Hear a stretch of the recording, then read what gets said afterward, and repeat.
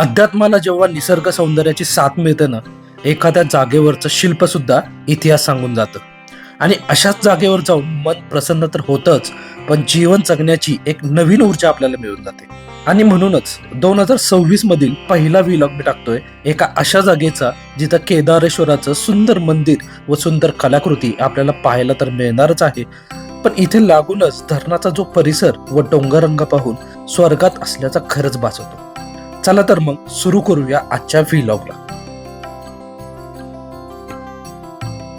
मी आपला श्री आपलं अजून एका व्हिडिओमध्ये स्वागत करतो.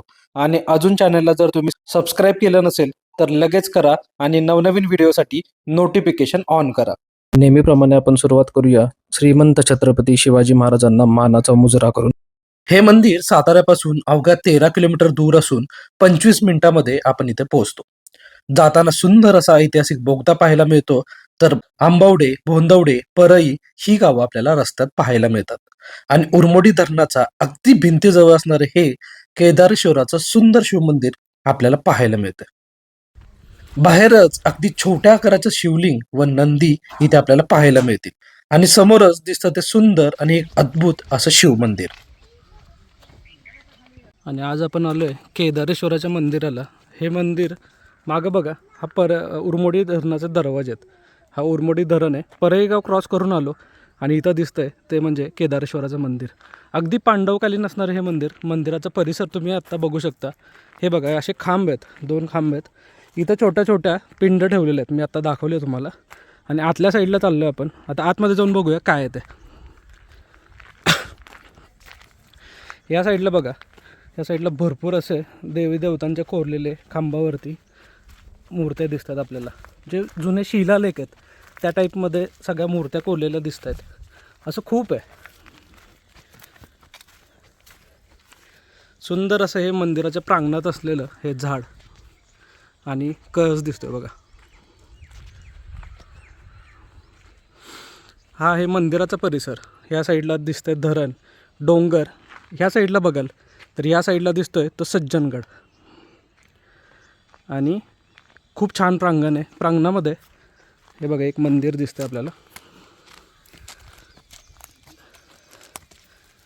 असं वेगळ्याच प्रकारचं हे शिवलिंग दिसतंय.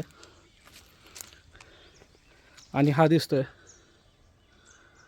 दीपज्योतिस्तंभ. प्रांगणामध्ये अजून काय बघायला मिळतं तर प्रांगणामध्ये आहे तुळस. आणि खूप छान असं मंदिर आपल्याला पाहायला मिळतं. खूप प्राचीन आहे हे बघा. किती छान कला कोरलेल्या आहे तिथं. ह्याच्या मागं सुद्धा एक मंदिर आहे, ते आपण बघणार आहे, नक्कीच बघणार आहे जाऊन. आपण आत जाऊन बघू. पिल्लू झोपलेलं आहे इथं आणि आत जाऊया.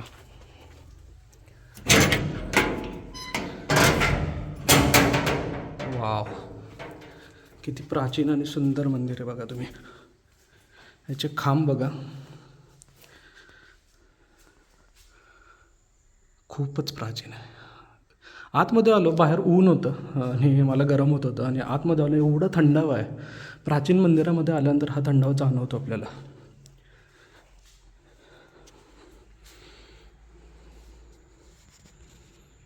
आणि खूप छान असे हे नंदी आपल्याला पाहायला मिळतं आहे. इथे बघा, इथे गणेशाची मूर्ती आहे, नागदेवतेची मूर्ती आहे आणि वेगवेगळ्या देवी देवतांच्या मूर्ती पाहायला मिळतात. पुढून पाहिलं तर नंदी असं दिसतो आपल्याला. वाव. आणि ह्या साईडला शंकर पार्वतीची मूर्ती पाहायला मिळते. मंदिराचं स्ट्रक्चर बघा, खूपच सुंदर आहे, खूप सुंदर आणि खूप प्राचीन आहे.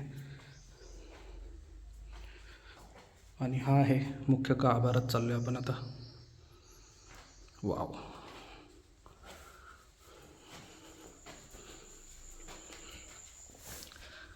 आधीच पूजा करून ठेवली. आता सध्या मंदिर लॉक आहे तर मी आत नाही जाऊ शकत. पण हे मंदिर बघा, असा गाभारा आहे त्याचा.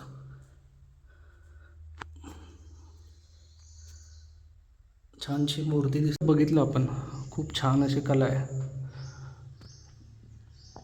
मंदिराची प्राचीनता, जुन्या काही काय दिसत असेल हे मंदिर. आत्ता सध्या थोडंसं लोक इथं कमी येतात, त्यामुळे एवढी थोडी डागडुजीची गरज वाटते मला. खूप सुंदर मंदिर आहेत. इथं आपण नक्की आलं पाहिजे. हे केदारेश्वराचं मंदिर आपण आत्ता पाहतोय. खूप छान असं मंदिर आहे. इथूनच वरती चालत जावा आणि तुम्हाला ह्याच्यापेक्षा प्राचीन मंदिर तुम्हाला बघायला मिळेल, ते इथे. आणि हे बघा, इथं पाय ठेवलं आणि जे हम्पी सारखे ठिकाण आहेत, जी खूप प्राचीन मंदिरं असतात, तिथली मला जाणीव झाली इथं. इथं बघा, इथं आधी नंदी असणार आहे, तर आता नंदी नाही आहे. इथं 2 दगड ठेवलेले दिसतात, जे नंदीचं प्रतिकृती दिसते. हे मंदिराचा कळस आणि हे मंदिर पहा,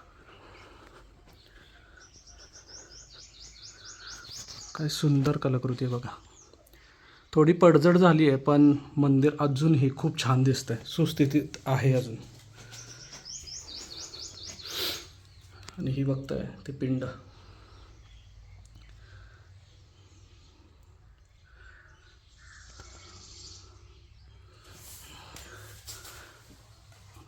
हा आहे गाभारा मंदिराचा.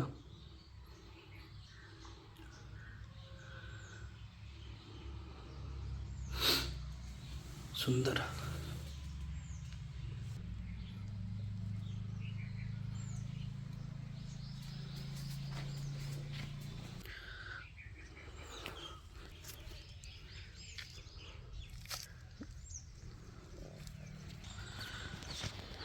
मला माहीत आहे, हा व्हिडिओ पाहताना तुम्ही मला नक्की विचारणार आहे की हे मंदिर कुठं आहे आणि याचं लोकेशन काय.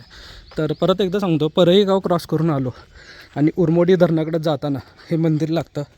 केदारेश्वराचं मंदिर आहे. खूप प्राचीन मंदिर आहे, पांडवकालीन मंदिर आहे आणि अगदीच पाहण्यासारखं आहे.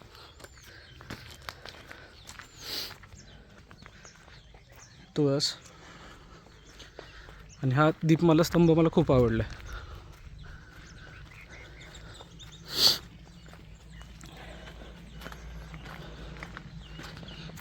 आणि पुन्हा एकदा बघून घ्या, हे म्हणजे केदारेश्वराचं प्राचीन मंदिर.